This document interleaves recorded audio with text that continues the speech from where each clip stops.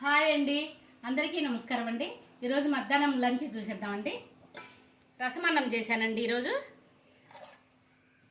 రసమన్నం మొన్న మామిడికాయ పచ్చడి పెట్టాను కదండి, ఆ పచ్చడితో అన్నం కలిపానండి. ఈరోజు అందరం కూర్చొని చక్కగా తినొచ్చు అని చెప్పేసి ఈరోజే తింటున్నానండి. నేను కలిపిన పచ్చడి పెట్టిన పచ్చడి ఈరోజుకి అన్నం కలిపి పెట్టానండి. తాలింపు వేసాను. పెరుగన్నం అండి, ఉల్లిపాయలు తరిగేసి తాలింపు వేసుకున్నామండి. రసమన్నానికి మామిడికాయ పచ్చడి అన్నానికి పొరటు అండి, కోడిగుడ్డు పొరటు చేశాను. పచ్చిమిరపకాయలతో కోడిగుడ్డు పొరటు చేశాను. జొన్న రొట్టెలండి, జొన్న రొట్టెలకి దొండకాయ కూర, బీరకాయ పచ్చడి అండి.